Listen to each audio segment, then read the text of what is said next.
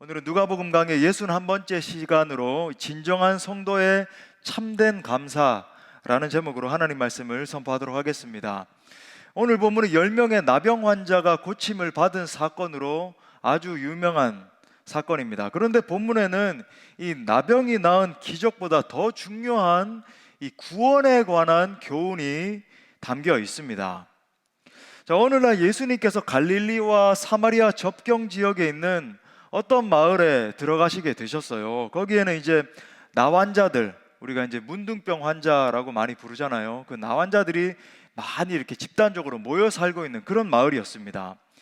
이 나환자들은 당시에 이 정상인들에게는 가까이 다가가서는 안 된다라고 하는 이 규정이 있었기 때문에 집에도 들어가지 못하고 이웃도 만나지 못하고 그렇게 동떨어져서 한 마을에 집단적으로 그렇게 모여 있었던 거예요. 이 10명의 나환자들이 예수님이 오시는 것을 보고 예수 선생님이여 우리를 불쌍히 여기소서 막 소리를 질렀습니다. 예수님 그들에게 가서 제사장들에게 너희 몸을 보이라 라고 이제 말씀을 하셨어요. 당시에는 나병이 나았는지 안 나았는지 이 판별을 갖다가, 지금은 당연히 의사가 하지만 당시에는 제사장들이 했어요. 이 제사장이 보고 나서 나병이 당신이 이제 다 나았습니다, 아니면 당신은 낫지 않았습니다, 이 판단이 내려져야지만이 이 환자가 집으로 돌아가서 정상적으로 살 수도 있고 또 가족과도 만날 수 있고 그렇게 됐던 거예요. 자, 이들이 예수님 말씀에 순종해서 제사장에게 가다 보니까 자신들의 이 질병이 다 치유된 것을 발견하게 된 것입니다. 썩어서 문드러지던 이 자신들의 몸에 막 새살들이 돋아나는 걸 보는 겁니다. 여러분 한번 상상해 보세요. 제사장들에게 자신의 몸을 보이기 위해서 예수님 말씀에 따라서 가고 있는데 막 썩어서, 문둥병이 그런 거잖아요. 막 눈썹도 흘러내리고 귀도 떨어져 나가고 막 줄줄 흘러내렸는데 이 살에 새살이 막 돋아나기 시작하는 거예요. 또 손가락, 발가락도 떨어져서 없어지고, 더 심한 환자들은 막 눈이 쏟아져 나와도 못 느낀다 그러더라고요. 그런 상태에 있었는데 달려가는 와중에 손가락이 막 자라나기 시작하고, 그죠? 막 새 눈이 막 생겨나기 시작하고 이런 일들이 일어나는 겁니다. 완전히 치유되고 있는 거예요. 그래서 그들이 달려가면서도 너무나 기쁜 겁니다. 막 기쁨이 터져 나왔겠죠. 이게 무슨 일인가?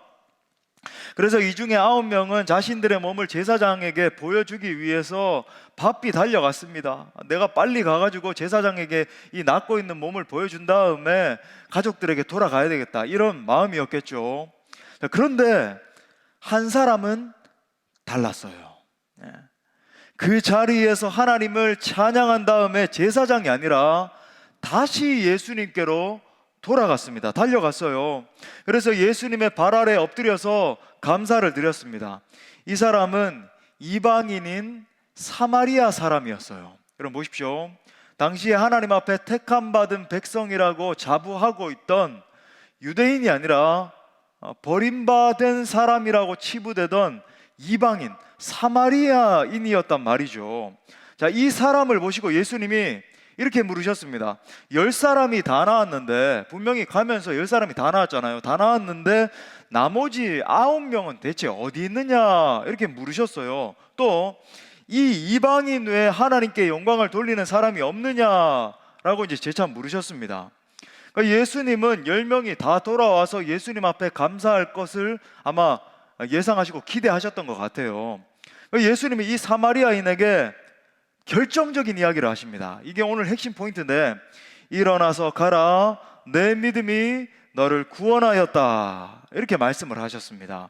자, 무슨 말이냐면 이 사마리아인은 몸의 치유뿐만 아니라 영혼의 구원까지 받은 것입니다. 이게 오늘 핵심 포인트예요. 자, 오늘 본문에서 굉장히 중요한 3가지 단어가 나옵니다. 그건 뭐냐면 감사, 믿음, 구원이라고 하는 단어예요. 우리 한번 따라 할까요? 감사, 믿음, 구원. 자, 결론부터 말씀을 드리자면 이 진정한 믿음의 사람만이 참된 감사를 올려드릴 수 있습니다. 진정 복음을 만난 사람만이 정말 참다운 감사를 드릴 수 있다는 말이에요. 자, 오늘 이 주제에 대해서 세 가지로 여러분과 말씀을 나누기를 원합니다. 말씀을 통해서 먼저 여러분의 영혼을 깊이 마주하고 깊이 점검해 볼 수 있는 그런 시간 될 수 있기를 바랍니다. 그래서 진정으로 주님께 감사를 올려드리는 참된 성도들로 세워지는 축복의 시간 될 수 있기를 간절히 축원합니다. 자, 첫 번째는요, 진정한 성도만이 참된 감사를 드릴 수 있습니다. 자, 오늘 제목과 똑같죠? 우리 한번 따라합시다. 진정한 성도만이 참된 감사를 드릴 수 있다. 자, 무슨 말인가? 쉽게 말해서 구원받지 못하여서 참된 성도가 아니면 진정한 감사를 하나님께 드릴 수 없다라는 말이에요. 자, 19절 말씀해 보니까 이렇게 말합니다. 그에게 이르시되 일어나 가라, 내 믿음이 너를 구원하였느니라 하시더라. 그러니까 한글 성경이 아주 정확한 번역입니다. ESV에 보면은 어떻게 되어 있냐면 내 믿음이 너를 낫게 하였느니라, 이제 이렇게 번역이 되어 있는데 이건 원문과는 잘 맞지 않는 번역이에요. 그러니까 ESV의 각주에 이제 다시 번역이 되어 있는데 내 믿음이 너를 구원하였느니라. 오늘 한글 번역과 똑같죠? 이게 아주 잘된 번역입니다. 자, 왜 그런가? 이게 중요해요. 왜 그런가? 이 한 사람만 치유받은 거에 아니라 나머지 10사람 다 지금 치유받았다라고 하잖아요. 예수님이 그렇게 확증을 하셨죠. 10사람 다 치유받았지 않느냐?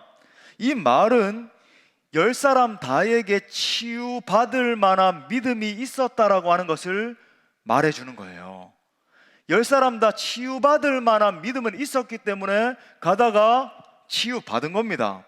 예수님이 야, 제사장에 가서 너희 몸을 보이라고 말씀했을 때 정말로 가다가 가서 이제 제사장에게 자기 몸을 보이게 되면 치유를 받을 것을 알았기 때문에, 그걸 믿었기 때문에 이 10사람 다 제사장에게 갔죠.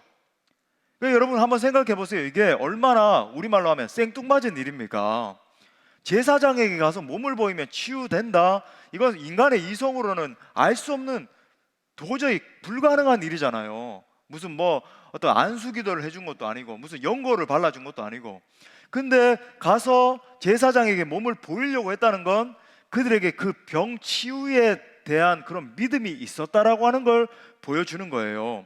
10명 모두에게, 다시 정리합니다, 치유받을 만한 믿음도 있었고 순종도 있었습니다. 그런데 오늘 본문에서 마주하게 되는 결정적인 진리가 뭐예요? 이들 중 단 한 명만 구원받았습니다. 단 한 명만 구원받았어요. 나머지 9명은 나병은 치유받았는데 구원은 받지 못한 거예요. 예수님은 한 사람의 이 믿음만을 구원 얻을 믿음으로 인정해 주셨습니다. 내 믿음이 너를 구원했다라고 말씀하셨잖아요. 나머지 9명의 믿음은 구원받을 만한 믿음은 아니었던 것입니다. 여러분들이 교회에 다니고 신앙생활을 하시면서 병이 나을 수도 있고 기적을 경험할 수도 있고 또 기도하다가 기도 응답을 받을 수도 있어요. 그런데 구원받지 못할 수도 있습니다. 구원받지 못할 수 있어요. 여러분, 병 고침을 받는 것과 구원받는 것은 별개의 문제입니다. 많은 사람들이 병 고침 받습니다 이러면 거기 벌떼처럼 몰려가잖아요. 누가 어떻게 암에서 당장 고침을 받았다, 안진뱅이가 일어났다 그러면 사람들이 그 기적의 현장에 가서 보기 위해서 벌떼처럼 몰려들어요. 기적을 체험하는 것과 보십시오. 지금 예수님의 논지가 그거예요. 구원받는 것과는 별개의 문제라는 거예요. 얼마나 중요한 진리인지 모릅니다. 자, 보십시오. 10명 모두가 전부 다 예수 주인이여 나를 불쌍히 여기소서, 예수님께 간구를 했고, 그리고 예수님께 보셔요, 주인이라고 고백도 했습니다. 물론 이 9명은 구원받지 못했는데 한글 성경에 보면 예수 선생님 그러죠. 근데 이 선생님이 옳은 번역이 아니고 요거는 이제 ESV에 보면 이렇게 나옵니다. Jesus Master have mercy on me, have mercy on us, 이렇게 돼 있어요. 뭐냐면 예수님 주님이시여, the Lord Master, 이렇게 말하고 있는 거예요. 주님 우리에게 자비를 베풀어 주십시오, 이렇게 간구를 했습니다.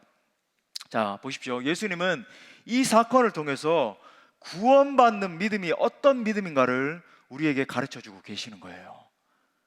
너무 중요한 말씀입니다. 그죠? 구원받는 믿음이 어떤 믿음인가? 여러분, 진짜 믿음은 이 사마리아인과 같이 감사하는 믿음입니다. 감사가 이렇게 중요해요. 감사는 우리가 흔히 생각하는 것처럼 내게 뭐 좋은 일이 일어났으니까, 내게 뭐 이렇게 치유가 일어났으니까, 내 자식 어디 합격했으니까 참 감사하다, 이런 감사가 아닙니다. 여러분, 진정한 감사는 예수님이 내게 행하신 그 구원에 대한 감격이 있는 감사예요. 감사는 마음에서 쏟아져 나오는 겁니다. 내 속에서 막 내 존재에서부터 터져 나오는 거예요. 예수님은 우리의 중심을 보십니다.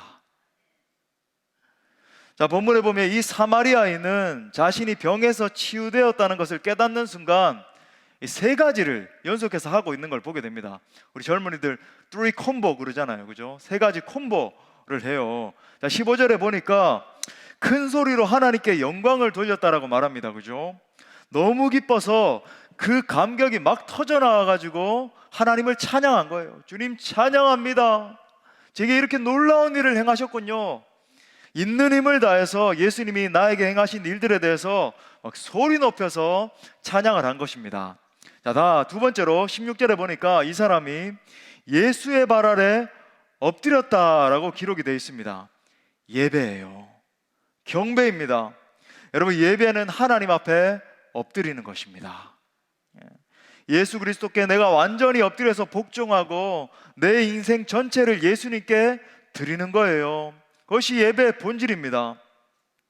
세 번째는 감사했다라고 그럽니다. 그죠? 감사는 예수 그리스도를 향해 감격에서 막 터져 나와서 그렇게 시작이 되는 건데 언제나 찬양과 예배로 이어지는 거예요.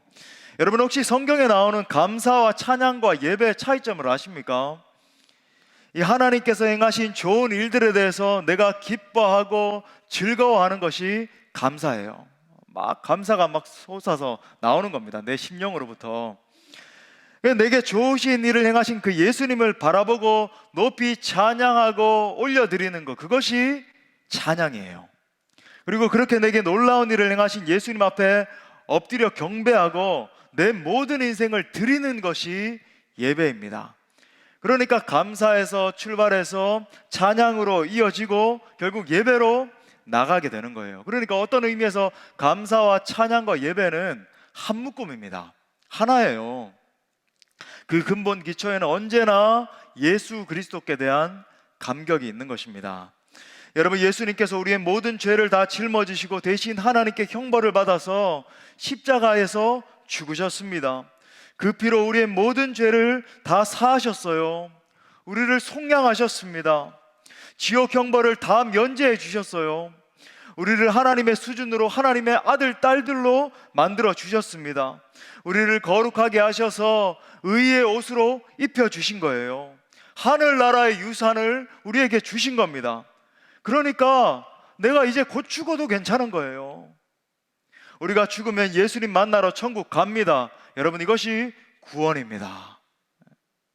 우리가 한 것이 하나도 없는데 전적으로 다 하나님의 은혜인 거예요. 은혜인 겁니다. 여러분, 이 엄청난 하나님의 은혜와 예수 그리스도의 속량을 매일매일 기뻐하시고 매일매일 찬양하고 계십니까? 기도할 때마다 이 감격이 내 마음 가운데 넘쳐나서 눈물로 찬양하지 않고는, 기도하지 않고는 견딜 수 없는 그런 마음이 있으십니까? 그래서 큰 소리로 예수님을 찬양하고 내 모든 인생을 주님께 드리겠습니다.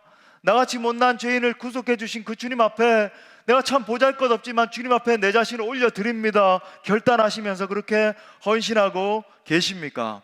여러분, 그것이 감사의 본질입니다. 여러분이 진짜 그런 감사를 하고 있다면 그 믿음은 여러분 진짜 믿음이에요. 구원받은 믿음입니다. 자, 그런데 만약 그런 감사를 올려드리지 못하고 있다고 한다면 여러분, 그 믿음은요 아직 구원받지 못한 상태에 있는 믿음인 거예요. 영적으로 보자면 베이비인 겁니다. 아이예요. 너무나 어린 거예요. 그러므로 참된 믿음의 사람만이 여러분 성경이 말하고 있는 진정한 감사를 올려드릴 수 있는 것입니다. 감사가 우리의 믿음을 드러내는 거예요. 내 믿음이 정말 진짜 믿음인가 아닌가를 점검해 보고 확인해 보려고 하면 내 속에서 진짜 이 확실한 감사가 터져 나오고 있는지 아닌지를 살펴보면 아는 겁니다.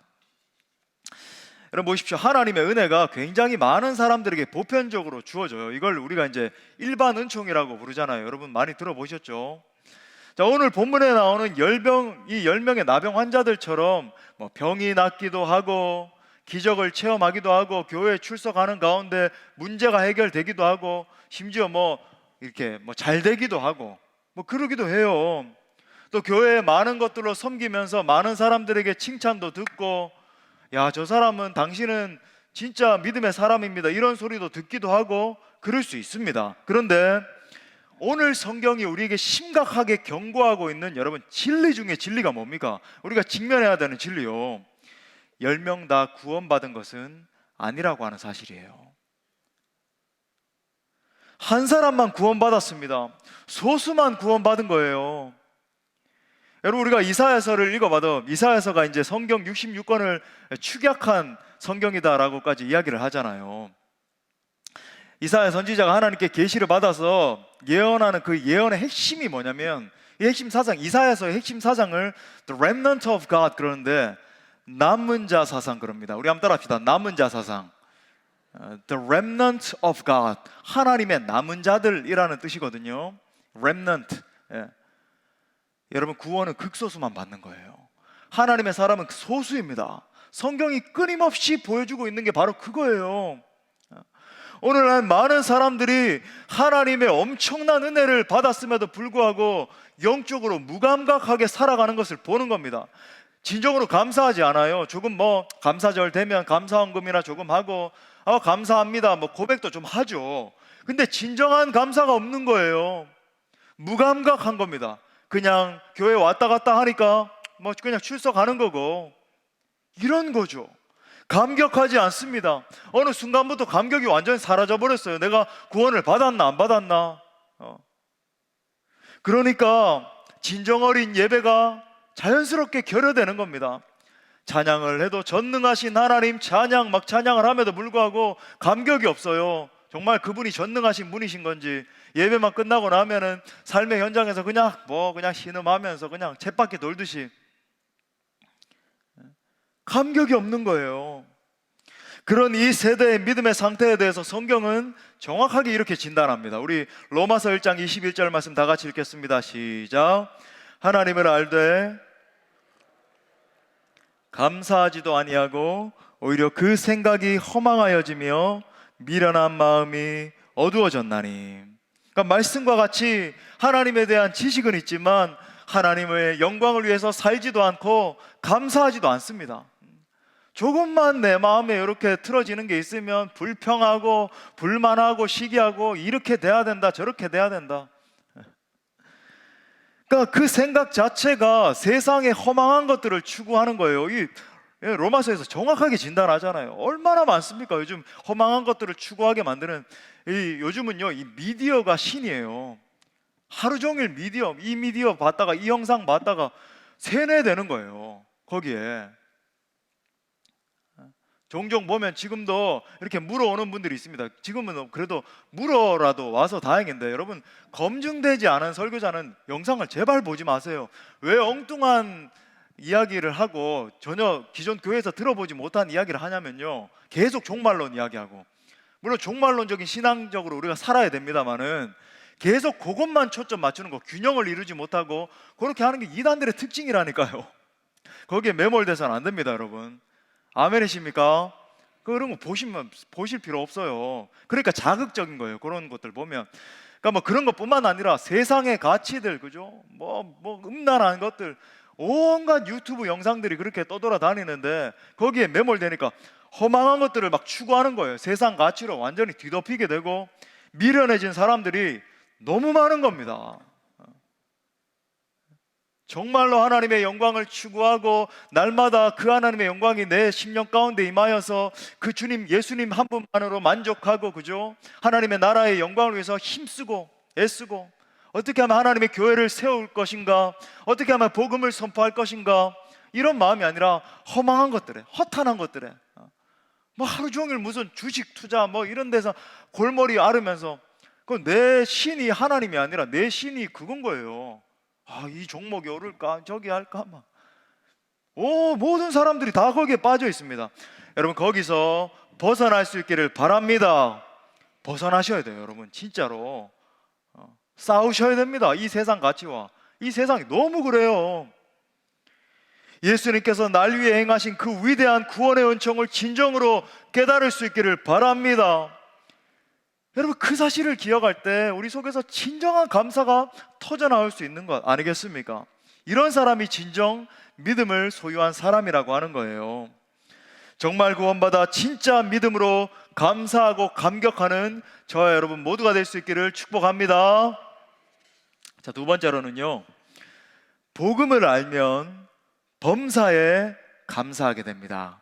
우리 또 따라합시다. 복음을 알면 범사에 감사할 수 있다.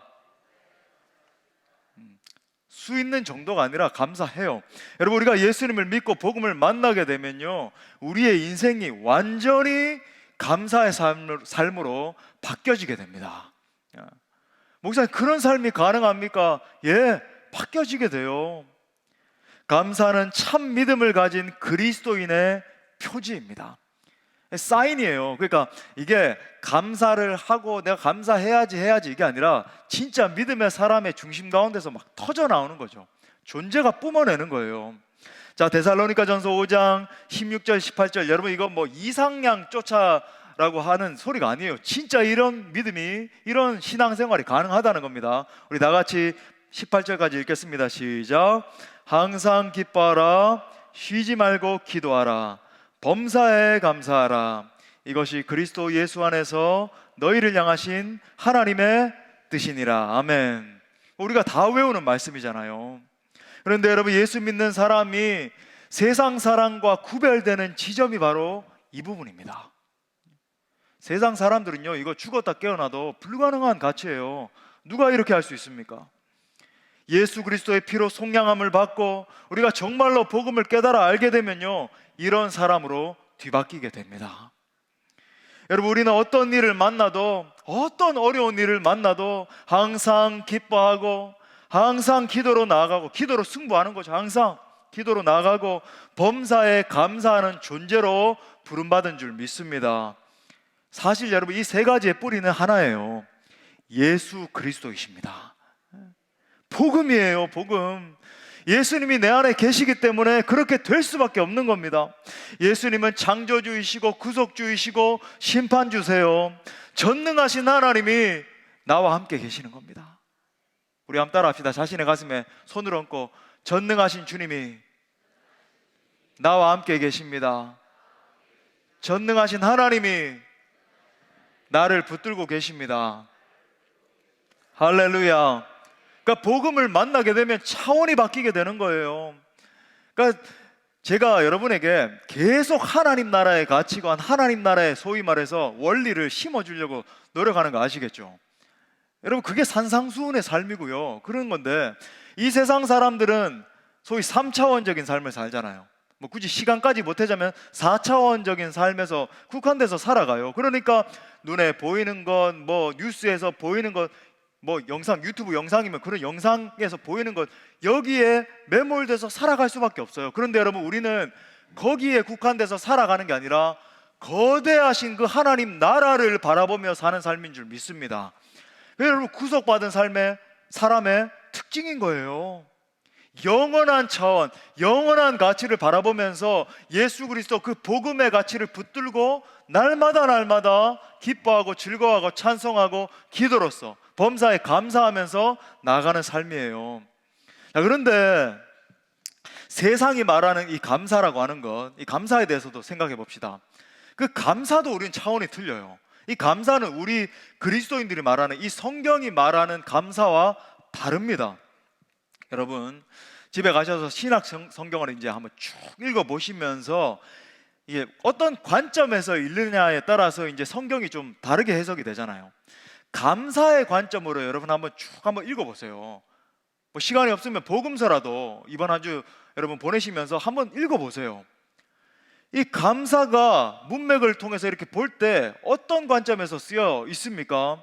하나님이 뭐 가령 우리가 생각하는 것처럼 축복해서 내 사업이 잘 되고 내가 승진하고 내 자녀 좋은 대학에 들어가니까 하나님 감사합니다, 이런 건가요? 여러분, 이런 감사는요, 성경에 눈 씻고 찾아봐도 한 구절도 없습니다. 내가 당장 환경이 좋아졌기 때문에 감사하고 상황이 승진했기 때문에 감사하고, 없어요. 물론 그런 것도 감사할 수 있겠지만 그런 감사는 성경에 없어요. 전부 다 하나님 나라를 위한 감사이고, 전부 다 다른 사람을 섬기다가 핍박받고 고난받고 환난 당할 때 감사하고, 이런 감사들이에요. 사도 바울이 감사하는 걸 한번 보십시오. 내가 이렇게 비천한 상황 가운데 빌립보 교회에 편지를 하면서도, 로마의 감옥에 갇혀서도 내가 너희를 생각할 때 너무너무 감사하다, 너희가 복음 안에 이렇게 세워져 가는 걸 보니까 감사하다. 전부 이런 거지, 내가 무슨 지금 감옥에서 나와가지고 너무 감사하다, 스테이크를 맛있게 먹어가지고 배가 불러가지고 감사하다, 하나도 없어요. 여러분, 구약도 똑같습니다. 여러분, 구약에도 보면요, 이 신약과 기본 정신이 같잖아요.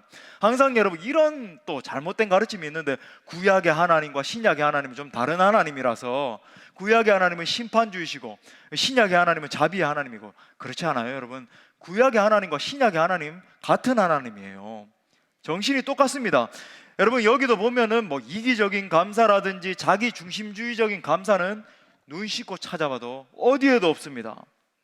그러니까 저는요, 오늘날 우리 교회 내에서도, 오늘날 많은 이 현대 교회들에서 회자되는 감사가 이 세상의 감사와 성경적인 감사가 좀 짬뽕되어 있는 그런 감사를 하고 있는 걸 보게 되는 거예요.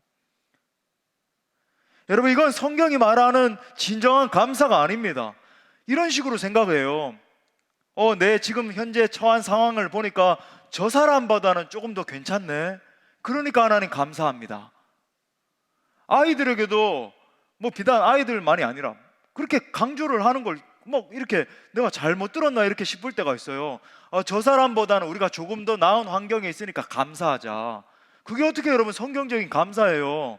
비교 우위에서 조금 나은 것 같으니까 감사하자는 거지. 여러분, 이런 거는 다 가짜입니다. 세상적인 사고방식이에요. 가짜 감사를 하면서 나는 그래도 좀 감사하는 삶을 살고 있네, 나는 순종하고 있네 생각하는 사람들이 교회 안에도 너무나 많이 있는 거예요.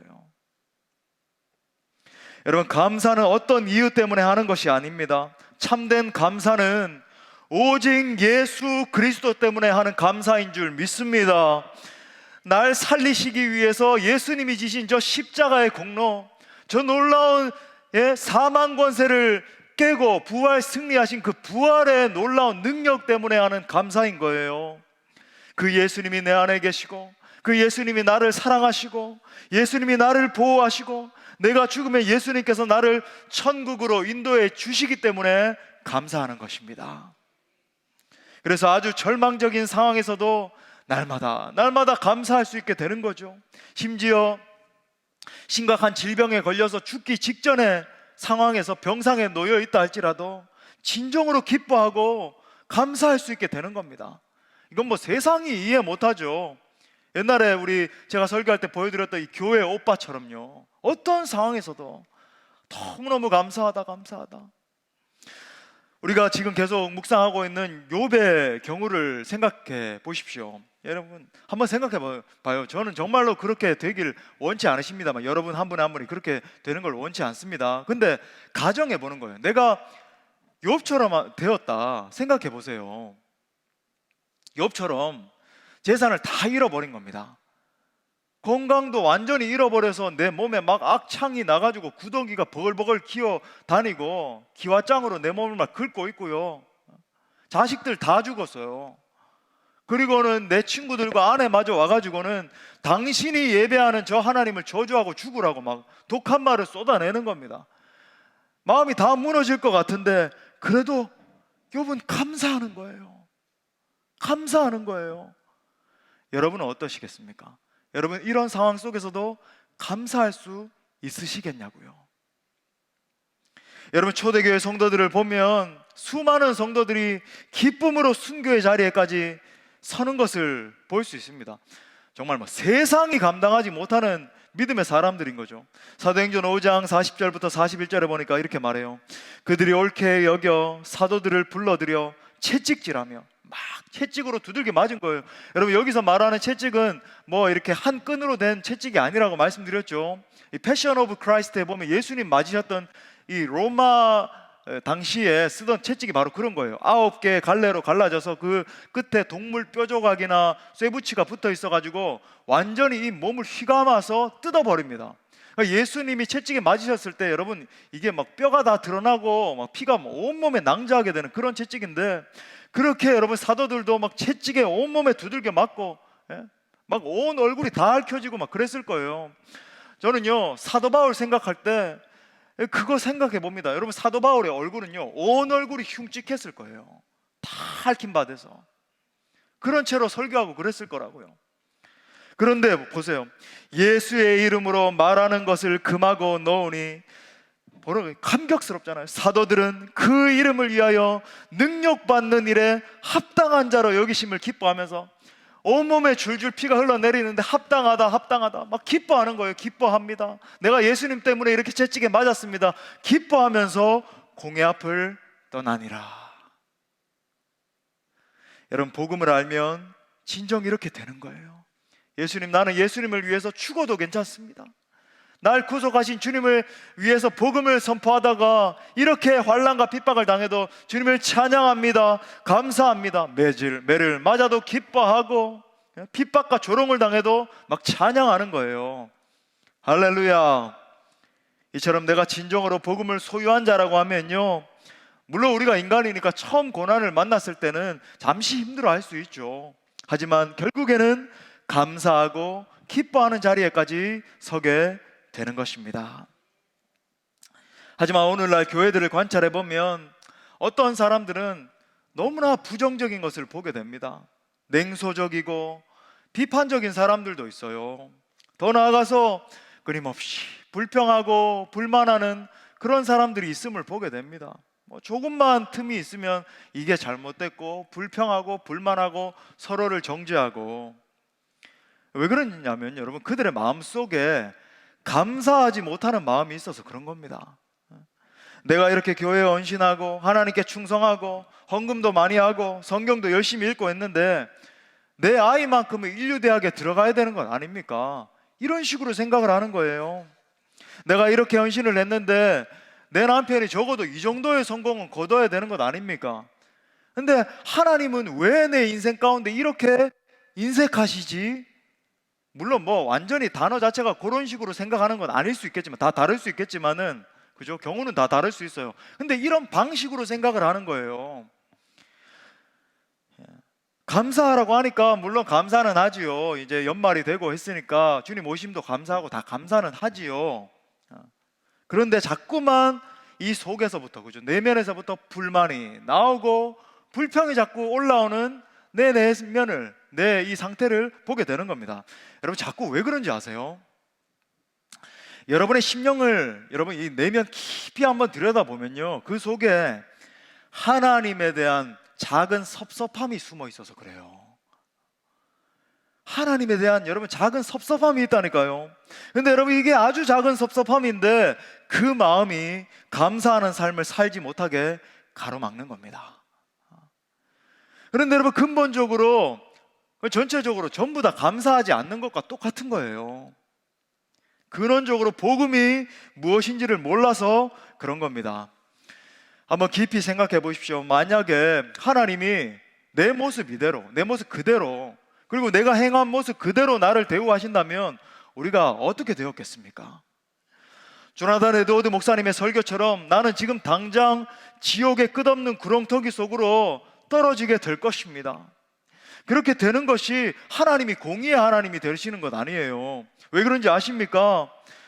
내 존재는요, 분명히 죄에 완전히 쩔어 있는 끔찍한 죄인인 거죠. 여러분, 이런 식으로 한번 생각해 봅시다. 여러분, 이런 생각 하신 적 있으세요? 내 안에 일종의 죄의 공장이 있어요. 죄를 막 찍어내는 공장이 있다고요. 그래서 끊임없이 내 속에서 죄가 생산이 됩니다. 분명히 하나님의 임재하시는 자리에 나와서 회개도 하고 내가 그러지 말아야지 막 분내고 그죠? 싸우고 음란하고 막 죄를 짓고 그런 거 하지 말아야지 해놓고는 분명히 그런 상황에 딱 맞닥뜨리면요 똑같이 하는 거예요. 막 분내고 분쟁하고 싸우고 시기하고 질투하고 음란의 자리에 가고 뭐 그러는 겁니다. 내 안에 일종의 죄의 공장이 있어서 막 죄를 찍어내요. 내 존재 자체가 여러분 완전히 100% 타락했기 때문에 죄로 지어졌어요. 죄로 완전히.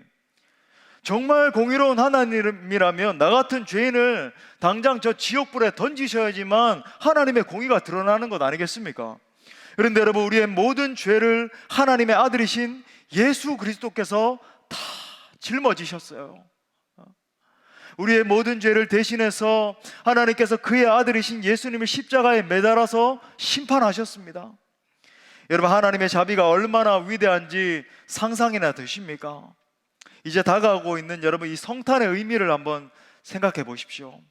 온 우주의 창조주 그 하나님이 조그마한 아기로 태어나셨어요.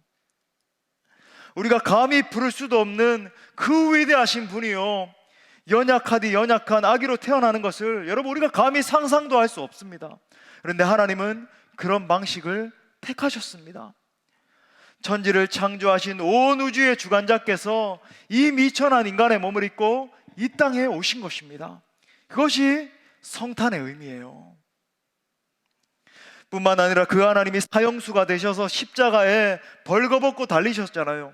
거기서 인간이 당할 수 있는 최고의 고통과 고난과 온갖 수치를 다 당하고 죽으셨습니다. 여러분 이 사실을 우리가 상상이나 할 수 있겠습니까? 하나님께서 자기 아들의 피로 우리를 속량하셨잖아요. 여러분 만약 하나님이 내가 행한 대로 내가 받아야 할 것을 다 받아야 한다면 적어도 저는 이 자리에 서 있을 수 없습니다. 모든 것이 다 하나님의 은혜예요. 은혜로 구원 받았습니다. 구원 받은 다음에 여러분 우리가 이 구원의 반열에서 떨어지지 않고 서 있는 것도 전적으로 하나님의 은혜입니다. 그 하나님의 엄청난 은혜로 우리가 하루하루를 살아갈 수 있는 거예요.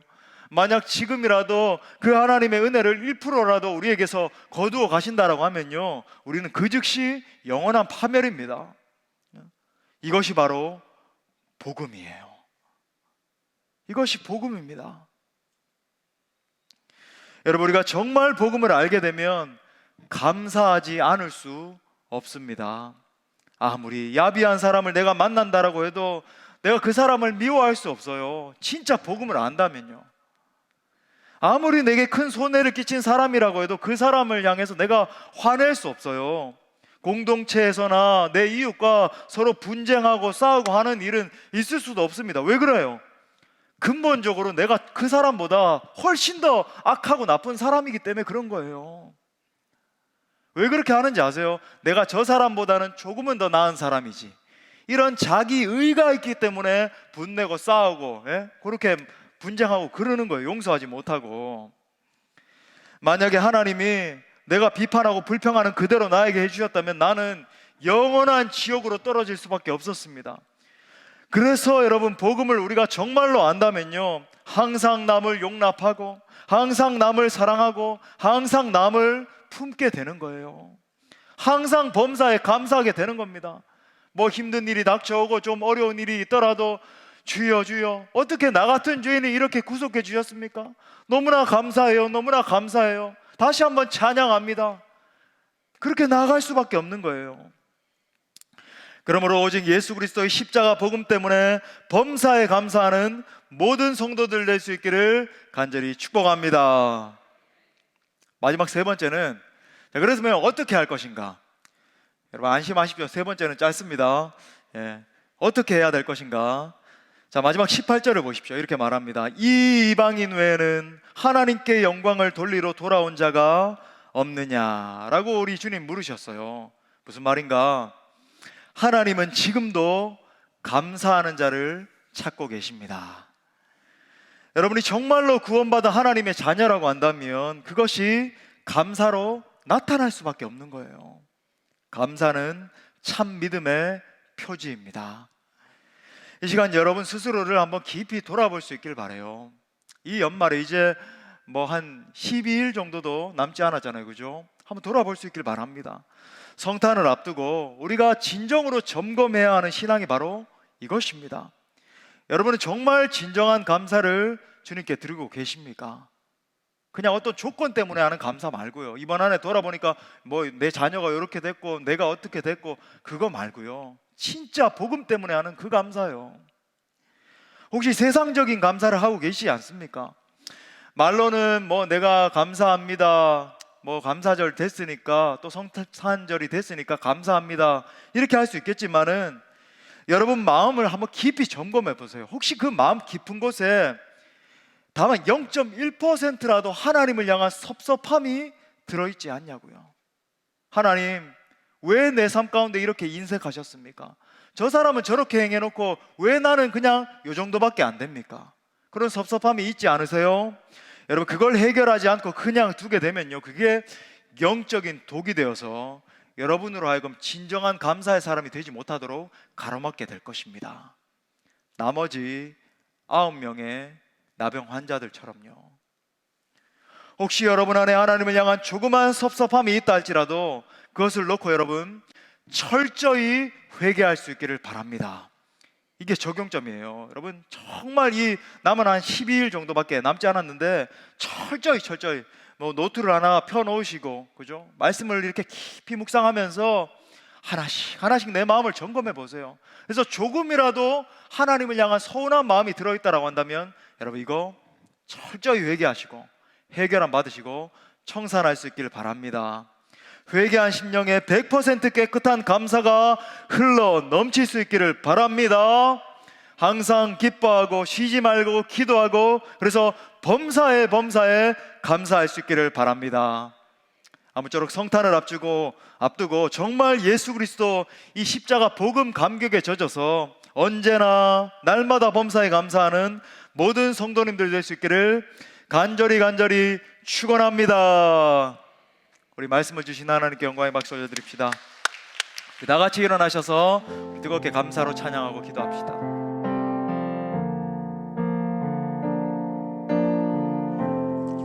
날 위해 이 땅에 오신 주님 감사합니다. 우리 고백할까요? 거룩하신 하나님, 주께 감사드리세. 날 위해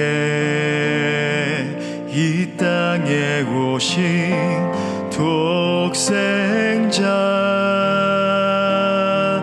예수, 나의 맘과 뜻 다해 주를 사랑합니다. 날 위해 이 땅에 오신 독생자 예수, 내가 약할 때 강함 주고 가난할 때 우리를 부욕해 하신 나의 주 감사. 내가 약할 때 강함 주고 가난할 때 우리를 부욕해 하신 나의 주 감사. 한 번 더 거룩하신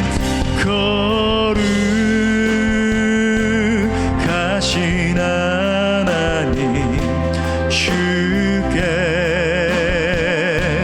감사드. 날 위해 이 땅에 오셨어요.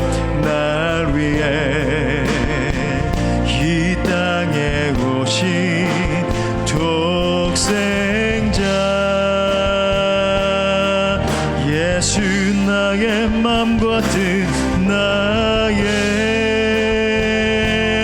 맘과 뜻 다해 주를 사랑함 날 위해 이 땅에 오신 독생자 우리 다 함께 두 손 높이 들고 주님 앞에 내가 약할 때 강함 주고 가난할 때 우리를 구욕해 하신 나의 주가 내가 약할 때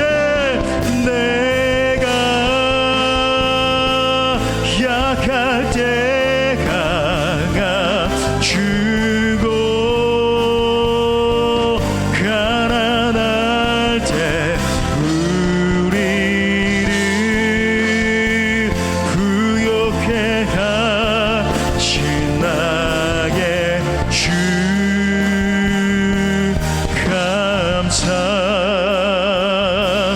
감사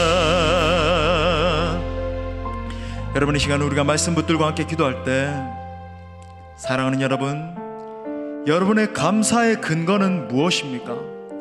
혹시 상황이 좋을 때는 감사하고 상황이 좋지 않으면 불평하고 원망하고 계시지 않으십니까?